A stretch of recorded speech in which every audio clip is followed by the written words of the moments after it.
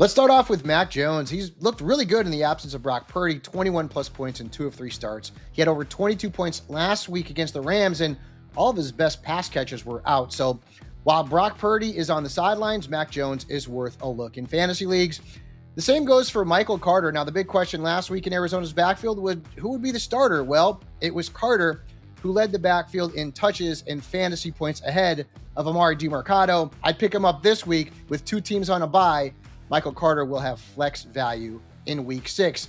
Moving on to Hassan Haskins, and there was a big blow in the Los Angeles backfield last week. Omarion Hampton injured his ankle. He's been placed on injured reserve, which means it's going to be Haskins and Kendre Videll who will share the workload for the Chargers.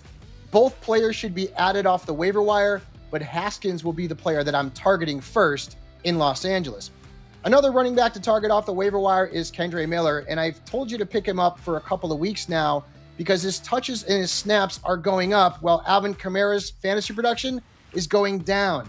And while I think Kamara could get traded at the deadline, that would make Kendre Miller the starter for the Saints in the second half of the season. So Kendre Miller is worth a speculative add.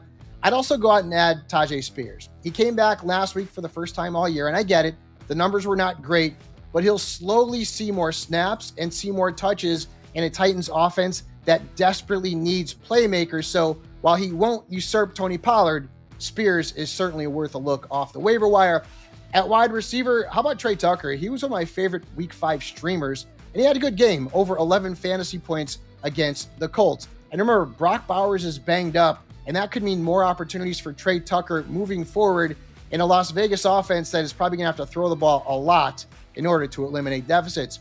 Another wide receiver to go out and get is Tory Horton. He's quietly been really good as a rookie, 11 plus points in 3 of his last 5 games, and in all 3 of those games, he has scored a touchdown. Now, while I like to see his snap counts rise, I think that will come with time, and the Seahawks offense has actually looked really good under Sam Darnold, so grab Tory Horton. And then finally, Jake Tonges. With George Kittle out of action, Tonges has been very good from a fantasy perspective. Last week, over 17 fantasy points, double-digit targets, and Kittle is expected to be out at least 1 or 2 more games, which means Tonges could be a startable asset this week against the Tampa Bay Buccaneers.